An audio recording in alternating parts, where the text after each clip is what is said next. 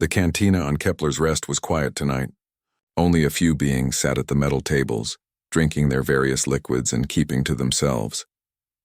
The space station served as neutral ground between different alien empires, a place where old enemies could sit in the same room without starting another war. Commander Vexthal Korin sat alone at his usual table in the corner. His blue crystalline skin showed deep scars from old battles, and his forearms moved slowly as he lifted his drink.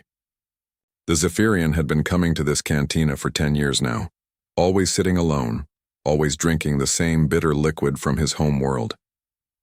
3 young Altarians walked into the cantina. Their green scales gleamed under the lights and their eyes were bright with youth and curiosity. They looked around the room until they spotted Vexthal. The oldest of the 3, a female named Kira, whispered something to her companions. They nodded and walked toward the old warrior's table. "Excuse us, Commander," Kira said politely. "We are cadets from the Altarian Defense Academy. We have heard stories about you." Vexthal looked up at them with tired eyes. "Stories? What kind of stories?" "About the war," said another cadet, a young male named Zeph. "About the humans." The old Zephyrian's grip tightened on his glass. He had not talked about the war in years. Most beings who lived through it preferred to forget. "There are no good stories about war, young ones. Find another table." The 3rd cadet, smaller than the others, stepped forward. "Please, sir, we are being sent to patrol the human border worlds next month. Our teachers told us that humans are peaceful now, but they also said we should learn from those who fought them." Vexthal studied the young faces. They reminded him of himself 50 years ago, eager and confident. Back then, he had thought he knew everything about warfare. The humans had taught him otherwise. "Sit," he said finally, gesturing to the empty chairs, "but order your own drinks. And do not interrupt me once I start talking." The cadets quickly sat down and ordered drinks from the service robot. Vexthal finished his glass and ordered another. He stared into the dark liquid for a long moment before speaking. 50 years ago, the Zephyrian Empire was the strongest force in this part of the galaxy. We had conquered 12 star systems and made peace treaties with dozens more. Our ships were faster, our weapons were stronger, and our tactics were proven in 100 battles. He paused to take a drink. Then we discovered a small solar system with a yellow star. The 3rd planet was covered in water and had 1 intelligent species. They called themselves humans, and they had just begun to travel between their planet and its moon. Kira leaned forward. "They were primitive?" "We thought so," Vexthal said. "Their ships were slow and clumsy. Their weapons were simple projectile throwers. They had not even united their own planet under one government. High Command decided they would make good slaves for mining operations." The old warrior's eyes grew distant as he remembered. "I was a young captain then, commanding a destroyer in the advance fleet. We approached their colony world called New Denver. It was a small settlement, maybe 10,000 humans. We sent the standard surrender message." "What happened?" asked Zeph. "They refused," Vexthal said simply. "Not just refused, they laughed at us. Their leader, a female named Mayor Janet Cooper, sent back a message saying they would never surrender to anyone. She used some very colorful human words that our translators could not convert." The cadets exchanged glances. Both species surrendered when faced with superior technology. "We thought it was bravado," Vexthal continued. "So we demonstrated our power. We destroyed one of their mining stations with a single shot from orbit. Surely that would make them see reason." He shook his head slowly. "Instead, every human on that planet picked up a weapon. Miners, farmers, children barely old enough to walk. They all prepared to fight. Their leader sent another message. She said that if we wanted their world, we could try to take it, but it would cost us." "Did you attack?" the small cadet asked. "Of course we did. We were professional soldiers facing farmers with primitive weapons. The battle should have lasted an hour." Vexthal's scarred face twisted into something that might have been a smile. "It lasted 3 days." He took another drink before continuing. "The humans used tactics we had never seen.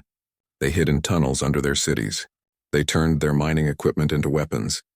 They even loaded their cargo ships with explosives and flew them into our landing craft." The cantina seemed quieter now, as if other patrons were listening to the old warrior's words. "But the worst part was their coordination," Vexthal said. "Each human seemed to know what the others were thinking. When we destroyed their communication towers, they kept fighting as if they could still talk to each other. When we killed their leaders, new ones appeared immediately. How did the battle end?" Kira asked quietly. We won, technically, Vextal said. We killed or captured most of the humans, but we lost half our landing force doing it. Half our ships were damaged, and when we tried to use the surviving humans as workers, they sabotaged everything they touched. He gestured to a long scar across his chest. I got this from a human child who could not have been older than your youngest cadets. She had hidden in the ruins for 2 days, then jumped out and attacked me with a piece of sharp metal. A child, fighting trained soldiers. The 3 young Altarians sat in stunned silence. High Command decided the humans were an unusual case, Vexthal continued. They sent a larger fleet to the human homeworld to end the problem quickly. That fleet was commanded by Admiral Thexmore, the hero of the Centauri campaign. What happened to that fleet? Zeph asked, though his voice suggested he already feared the answer. Vexthal finished his drink and signaled for another. The humans were waiting for them. Somehow they had learned about our tactics from the survivors of New Denver. They had prepared defenses that turned our own strengths against us. He looked directly at each cadet in turn. That was when we realized we were not fighting primitives. We were fighting something we had never encountered before, a species that became more dangerous the more you hurt them. The old warrior leaned back in his chair. That was just the beginning. We thought we understood warfare until we met Captain Jake Morrison and his crew. Kira opened her mouth to ask another question, but Vexthal held up one hand. Tomorrow night, if you return, I will tell you about the ghost ship incident. But for now, go back to your quarters and think about what I have told you. The 3 cadets stood slowly, their drinks barely touched. As they walked away, Vexthal heard them whispering to each other in worried voices. Good, he thought. Fear would keep them alive longer than confidence ever could. The next evening, the 3 Altarian cadets returned to the cantina earlier than before.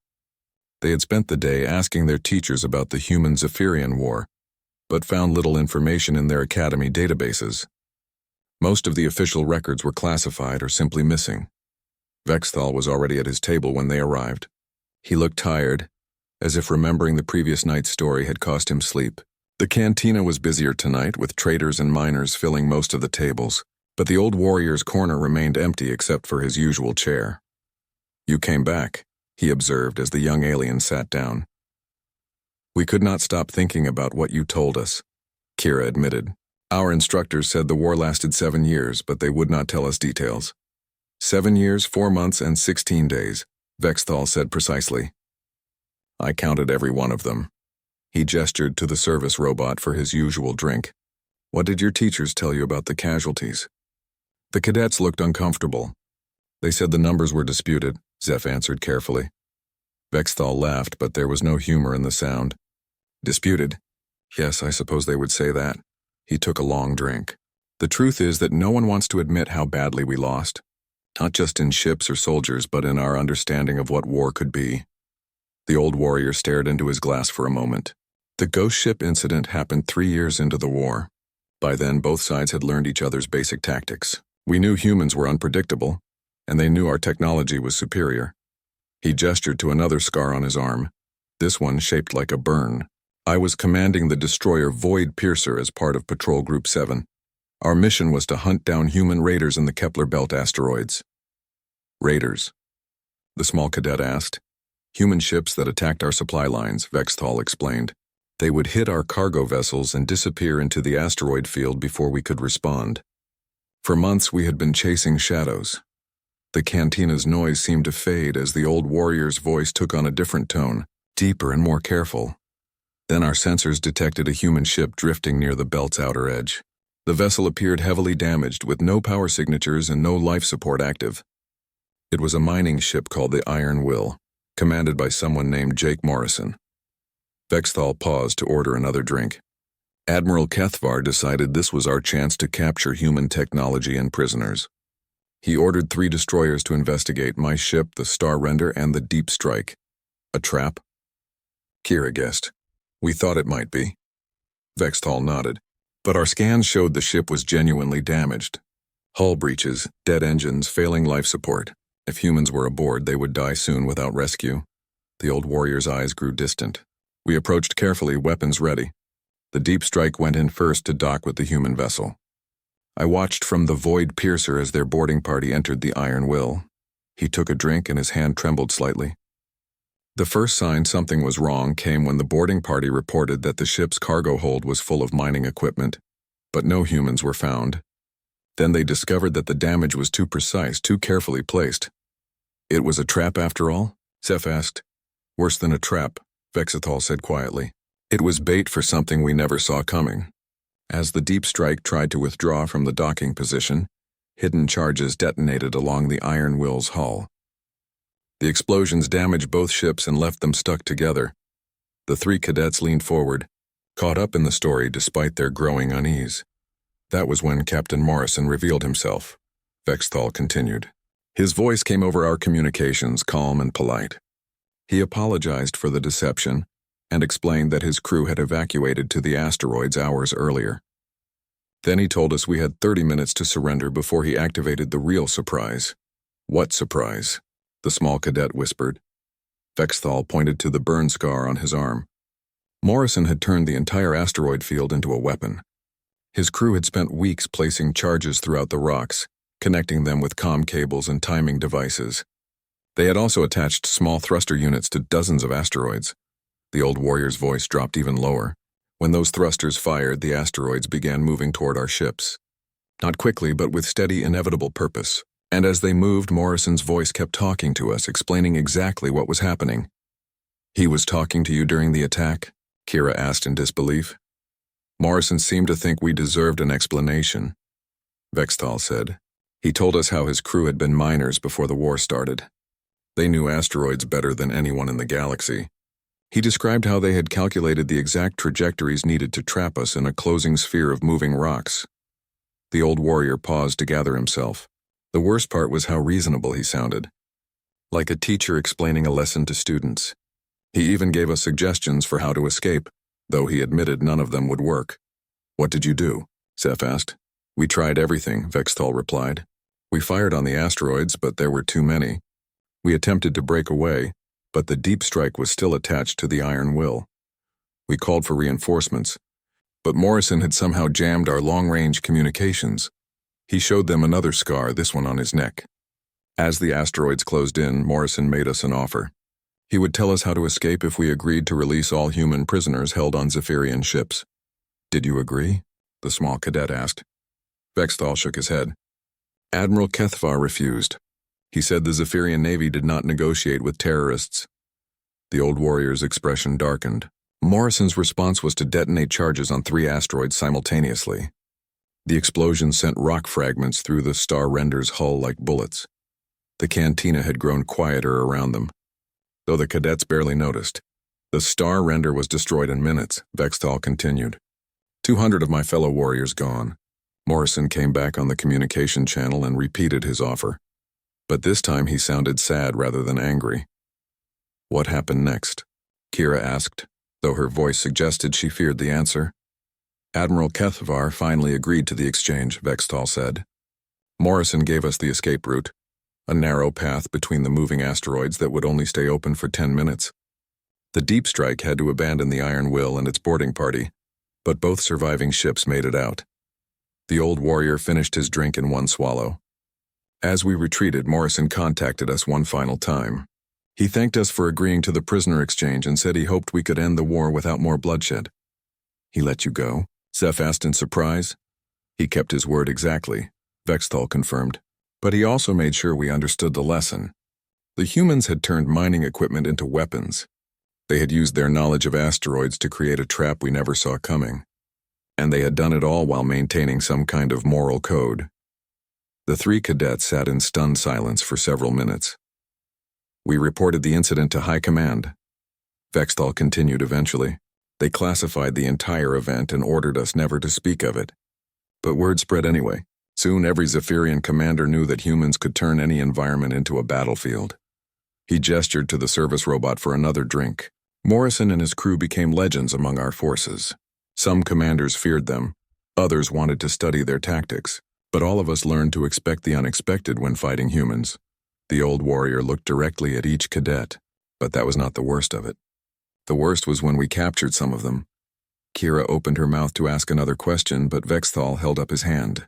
Tomorrow night I will tell you about the prisoners who would not break. But for now, go and think about what it means to face an enemy who can turn your own assumptions against you." As the three young Altarians left the cantina, they walked more slowly than the night before. Behind them, Vexthal ordered another drink and stared into the darkness beyond the station's windows, remembering a voice that had remained calm and polite even while destroying 2 starships. On the third night, the Altarian cadets arrived at the cantina to find Vexthal already deep in conversation with another being. The stranger was a Nexari, recognizable by his silver skin and the way his head tentacles moved when he spoke. The 2 veterans seemed to know each other well. "This is Commander Yeltos," Vexthal said as the cadets approached. He also fought in the war. The Nexari looked up at the young Altarians with large dark eyes. "Vexthal tells me you want to learn about humans. Perhaps you should choose a different career path." "We are being deployed to the border worlds," Kira explained. "We need to understand what we might face." Yelthos made a sound that might have been laughter. "What you might face is the most disturbing experience of your military careers." He stood up from the table. "I will leave you to Vexthal's stories. I have heard enough of them for one night." After the Nexari left, the 3 cadets sat down at their usual spots. Vexthal seemed different tonight, more troubled than before. Yeltos was the interrogation specialist at Titan's Shadow, he said without being asked. "The facility where we took human prisoners for questioning." The old warrior signaled for his drink, but his movements were slower, more careful. "What I'm about to tell you is the most classified information from the entire war. Officially, these events never happened." He looked around the cantina, making sure no one else was listening. 4 years into the war, we captured a human transport ship near the Vega system. Aboard were 12 humans, including several military officers. High Command was excited. Finally, we would have access to human strategic information. Vexthal took a long drink before continuing. "The prisoners were taken to Titan's Shadow, a moon facility designed for interrogation. The base commander was Colonel Rathkek, considered the best in the Zephyrian military at extracting information from unwilling subjects." "What made him so good?" Zeph asked quietly. "Rathkek understood that every species had psychological weaknesses," Vexthal explained. "Fear, pain, isolation, threats to loved ones. He knew exactly how to break down mental resistance. His techniques had worked on captured hegemony agents, consortium spies, even Nexari commandos." The old warrior paused, staring into his glass. "The human prisoners were kept in separate cells at first. Standard procedure was to interrogate them individually, starting with the lowest-ranking soldiers and working up to the officers." "Did it work?" the small cadet asked. Vexthal shook his head slowly. "The first prisoner was a young male named Danny Brooks, barely past adolescence by human standards, a communications technician with no access to strategic information. Rathkek expected him to break within hours." The cantina noise seemed to fade as Thal's voice took on the careful tone he used for his most difficult memories. "Brooks endured 3 days of standard interrogation without revealing anything useful. Not just his name and rank, which was expected, but any information at all. When Rathkek increased the pressure, the young human began asking questions about Zephyrian culture." "Questions?" Kira asked in confusion. "Brooks wanted to know about our homeworld, our family structures, our history," Vexthal explained. He acted genuinely curious, as if the interrogation was a friendly conversation. Rathkek was so disturbed by this behavior that he moved on to the next prisoner. The old warrior took another drink. The second prisoner was Sergeant Lisa Grant, a female who specialized in communications security. Rathkek decided to use her emotional attachment to the young Brooks as leverage. "Threatening another prisoner?" Zeph asked. "Standard technique," Vexthal confirmed. Rathkek brought Grant to an observation room where she could see Brooks being questioned. He told her that her cooperation would determine how roughly her subordinate was treated. The old warrior's expression grew darker. Grant watched for exactly 30 seconds before she began to laugh. Not hysterical laughter, genuine amusement. When Rathkek demanded to know what was funny, she said that Brooks was clearly enjoying himself. The 3 cadets exchanged bewildered glances. Grant explained that Brooks had always been curious about alien cultures. Vexthal continued. She said he was probably learning more about Zephyrians than our own anthropologists had discovered in decades. Then she offered to trade information. She agreed to cooperate? The small cadet asked hopefully. She offered to tell Rathkek everything about human defensive positions around Earth, Vexthal said carefully, in exchange for detailed information about Zephyrian military organization. The old warrior paused to let that sink in. Rathkek realized that Grant was trying to interrogate him, a prisoner, offering to trade military secrets for military secrets as if they were colleagues comparing notes. What did he do? Kira asked. He agreed, Vexthal said simply. By then, Rathkek was so curious about human psychology that he wanted to see what would happen. Grant provided detailed, accurate information about Earth's outer defenses, information we later confirmed through other sources. The old warrior's voice grew quieter. In return, Rathkek shared basic facts about Zephyrian fleet organization. Nothing classified, just general structure and procedures. Grant listened carefully, asked intelligent questions, and thanked him politely when the session ended. She was gathering intelligence, Zeph realized. Worse than that, Vexthal said. 3 days later, we discovered that Grant had been feeding us false information mixed with truth. The accurate details convinced us that everything was reliable, but the false parts led to a devastating defeat at the Procyon system. The cantina had grown quiet around them, but none of the cadets noticed. How did you find out? Kira asked. The attack Grant described never happened, Vexthal explained. Our fleet waited at Procyon for the human assault she had detailed, but instead human forces hit our supply depot at Wolf 359. The depot Grant claimed was lightly defended turned out to be a major military installation. The old warrior finished his drink and immediately ordered another. When Rathkek confronted Grant about the deception, she apologized and said she had misremembered some details. She offered to provide corrected information, and he believed her? The small cadet asked incredulously. By then, Rathkek was no longer thinking clearly, Vexthal admitted. The humans had turned the interrogation into a psychological experiment, with him as the subject. He agreed to continue the sessions, thinking he could outsmart Grant. The old warrior showed them a scar on his hand. I was assigned to Titan's Shadow as security chief after the Procyon incident. My job was to observe the interrogations and ensure no more information was compromised. What did you see? Zeph asked quietly. Vexthal stared at the scar for a long moment. I saw Grant slowly, carefully, systematically extract information from the best interrogator in the Zephyrian military. She made him think he was in control while she learned about our tactics, our technology, our weaknesses. How? Kira demanded. By being genuinely interested in everything he said, Vexthal explained. Grant treated each session like an academic discussion. She would ask follow-up questions, request clarifications, even offer her own insights. Rathkek began looking forward to their conversations. The old warrior's voice became almost a whisper. After 2 weeks, Grant knew more about Zephyrian military doctrine than most of our junior officers. And she had done it by making her interrogator feel respected and appreciated. What about the other prisoners? The small cadet asked. They were doing the same thing with their interrogators, Vexthal said. Each human prisoner had turned their sessions into intelligence-gathering opportunities.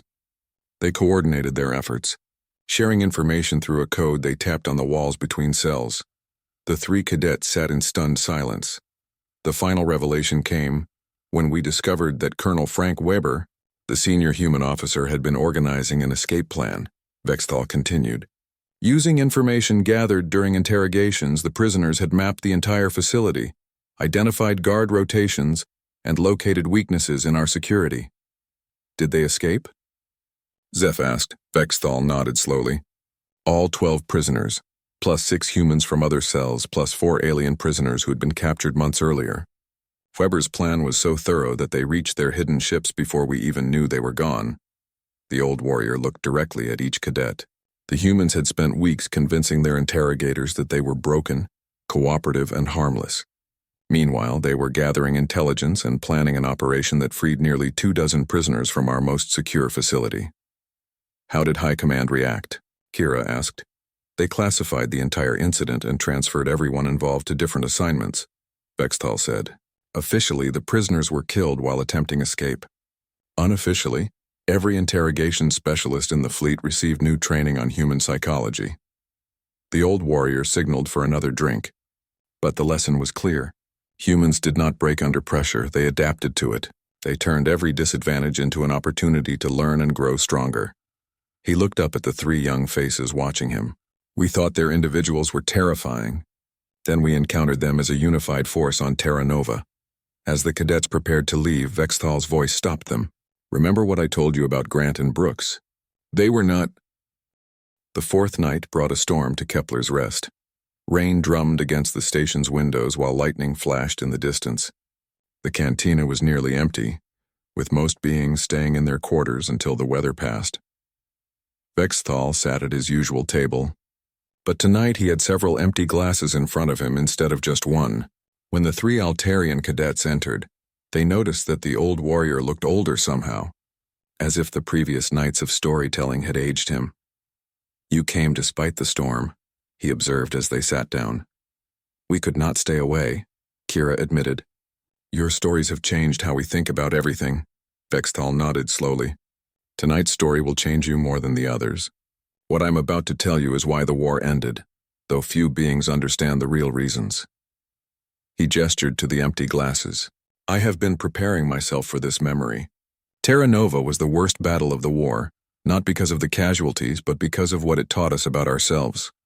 The old warrior ordered another drink, his movements careful and deliberate. 6 years into the war, High Command decided that a decisive victory was needed. Human raids had disrupted our supply lines. Their propaganda was turning neutral systems against us, and our own forces were showing signs of doubt. Doubt about what? Zeph asked. About whether we could actually win, Vexthal said bluntly. Every battle we fought taught the humans new lessons, while we seemed to learn nothing. Admiral Korthmus convinced the High Council that one overwhelming assault would break human resistance. The old warrior stared out at the storm. Terra Nova was chosen as the target. It was a major agricultural world that supplied food to dozens of human colonies. If we could capture it intact, we would starve half the human population into surrender. How large was the assault force? The small cadet asked. 200 ships, Vexthal replied. The largest fleet the Zephyrian Empire had ever assembled. I commanded a cruiser in the third wave, responsible for landing troops after the orbital bombardment cleared the defenses. He took a long drink before continuing. Intelligence reported that Terra Nova had minimal military presence. The planetary defense force consisted of maybe 50 ships and a few thousand soldiers. The population was mostly farmers, scientists, and their families. It should have been an easy victory, Kira said. Vexthal laughed bitterly. We had learned nothing. Nothing about human adaptability, nothing about their unity under pressure, nothing about their refusal to accept defeat. The cantina's lights flickered as thunder rolled overhead, but the old warrior's voice remained steady. The first sign that something was wrong came when we detected the human defense fleet. Instead of 50 ships, nearly 300 vessels waited in orbit around Terra Nova. Cargo haulers, mining ships, even passenger transports, all converted into fighting craft. Where did they come from? Zeph asked. Everywhere, Vexthal said simply. Human civilians had volunteered their ships for the defense. Traders, explorers, even tourists had joined the planetary fleet, and they were commanded by General Amy Parker, a human who had studied every one of our previous battles. The old warrior showed them a scar that ran from his ear to his jaw. Parker's strategy was unlike anything we had faced. Instead of trying to stop our fleet in space, she used the defense ships to delay us while the planet prepared for siege. Siege? The small cadet asked. I thought you were planning orbital bombardment. That was Admiral Korthmus's original plan, Vexthal confirmed. But Parker made bombardment impossible. She had positioned civilians throughout the planet's military installations. Our sensors showed hospitals, schools, and residential areas mixed with defensive positions. The old warrior's expression darkened. Korthmus faced a choice: bombard the planet and kill millions of civilians, or land troops and fight for every city. High Command had forbidden civilian casualties on that scale, so he chose the ground assault. How did the landing go? Kira asked, though her tone suggested she already knew. Badly, Vexthal said. The humans had turned the entire planet into a fortress. Every farm was a potential ambush site. Every road was mined. Every building could hide snipers. He gestured to another scar on his arm.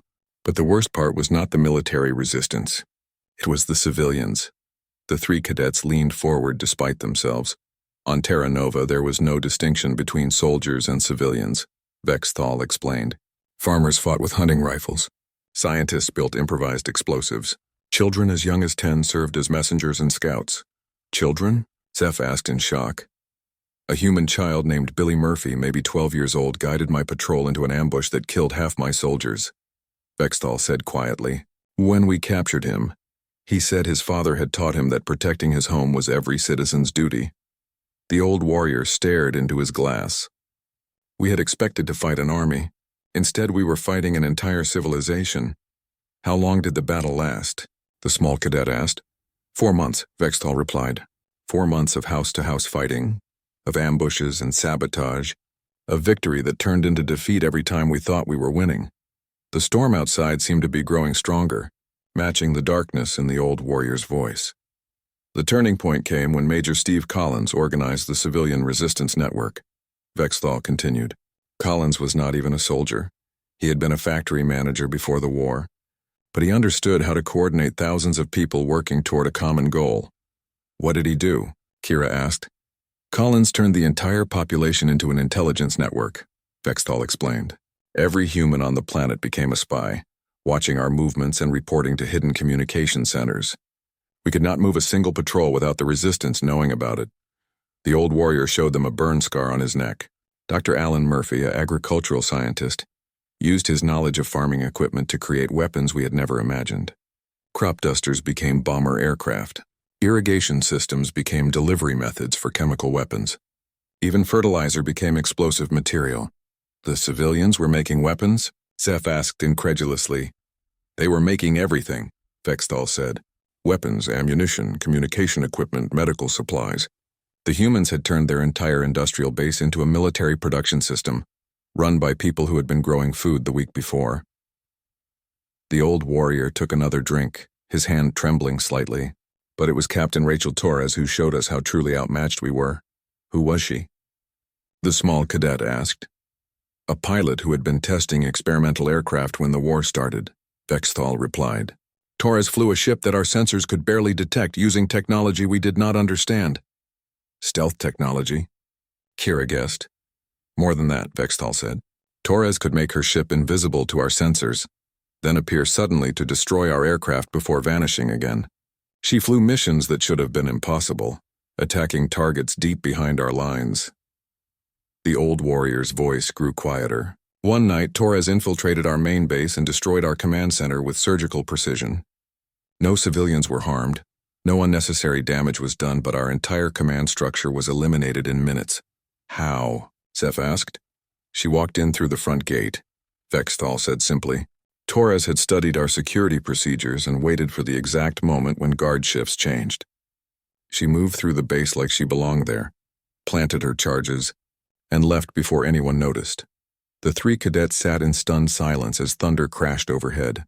After 4 months, we controlled maybe 10% of Terra Nova, Vexthal continued. Our casualties were enormous. Our supplies were running low and human resistance was growing stronger every day. What ended the battle?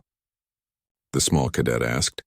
Vexthal finished his drink and stared at the empty glass. Admiral Korthmus received a message from High Command ordering immediate withdrawal. Not retreat, complete abandonment of the Terra Nova system. Why?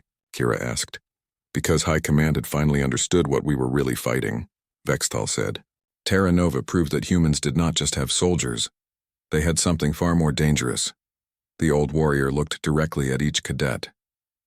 They had a species that would turn every individual into a warrior when threatened. Men, women, children, scientists, farmers, all of them willing to fight and die for their world.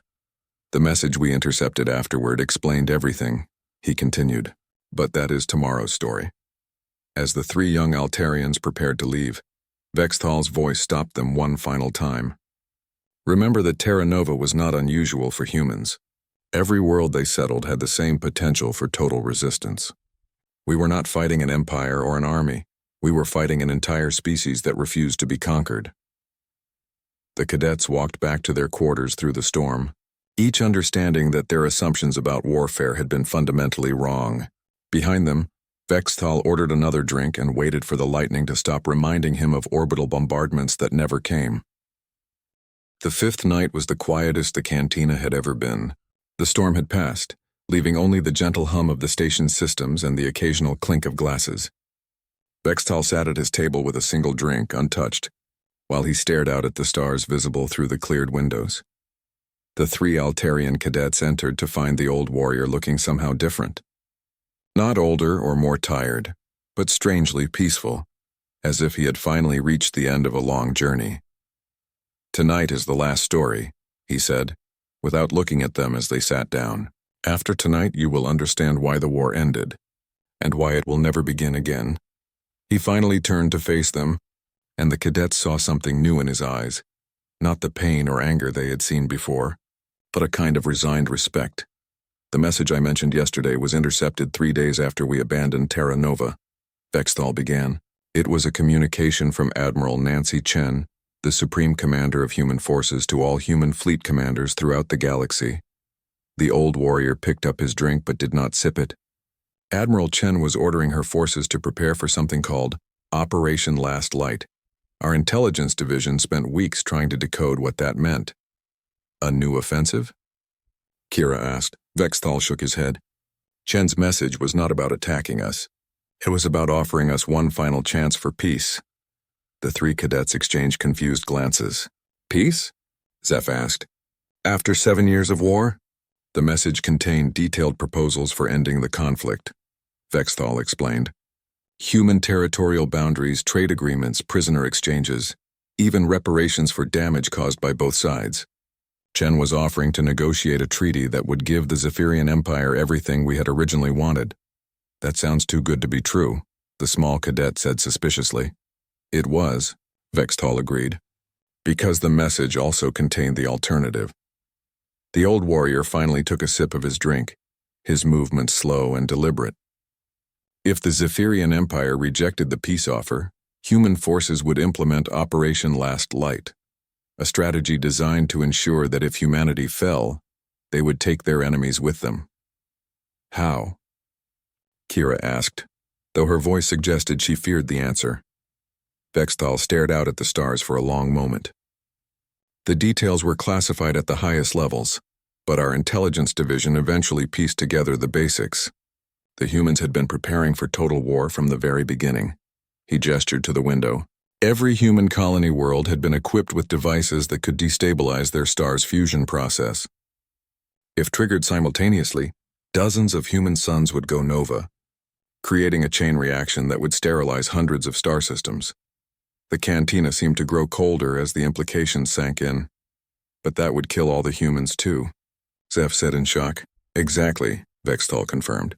"Chen's message made it clear that humans would rather commit species suicide than allow themselves to be enslaved or exterminated."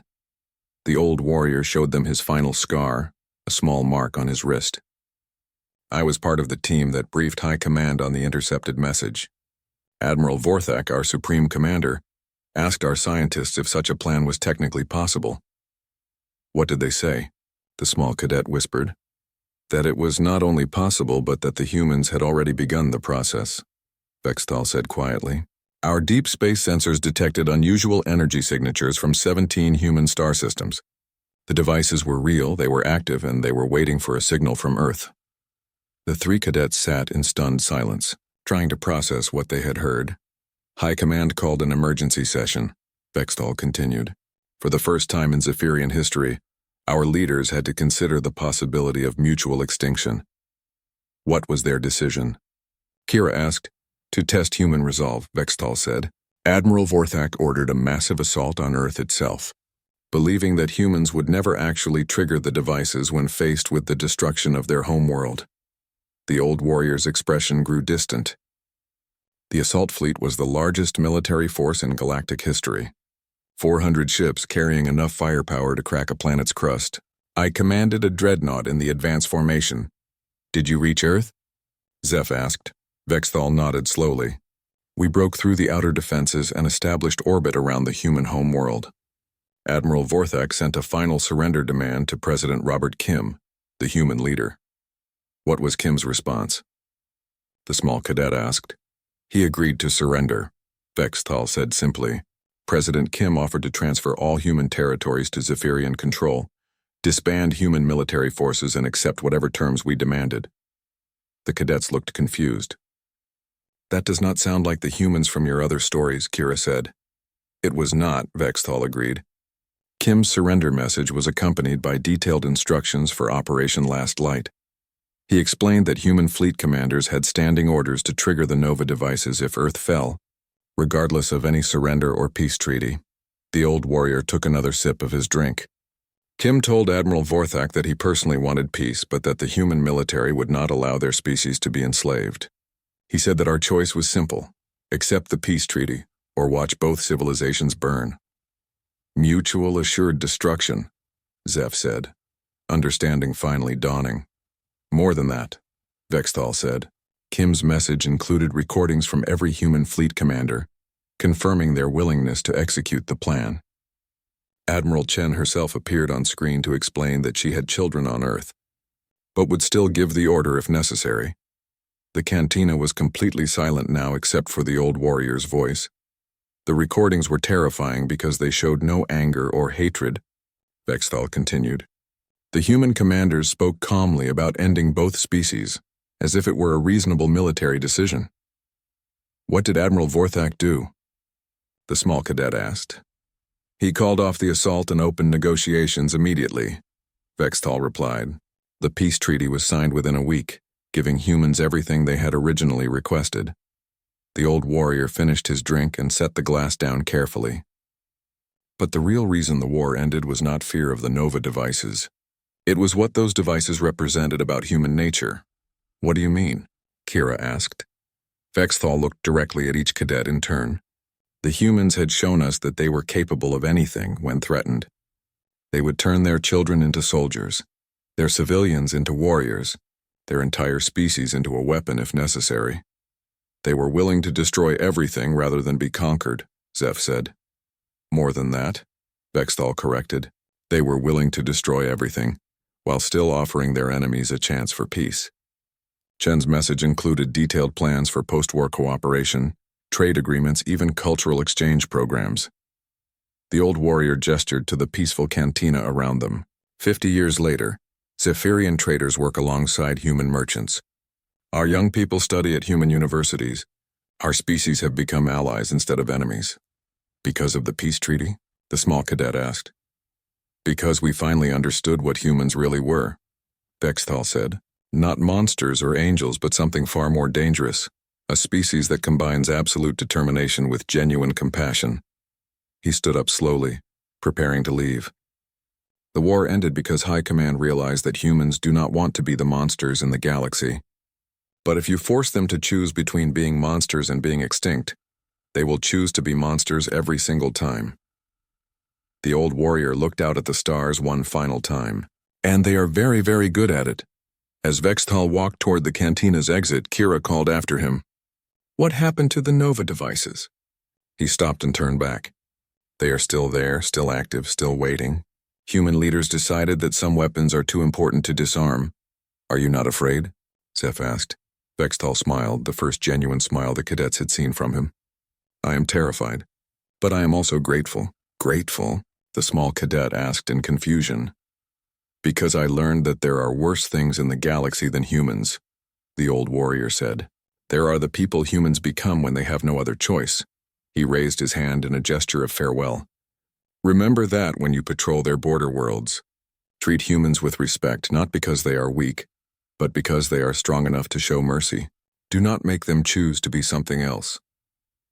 As the three young Altarians sat alone in the quiet cantina, they finally understood why their teachers had been reluctant to discuss the war. Some lessons were too important to learn from books, and too dangerous to ignore. Outside the station's windows, human and alien ships docked peacefully at the same ports, their crews working together as if 7 years of brutal warfare had never happened. But in the darkness between the stars, ancient devices waited patiently for a signal that everyone hoped would never come.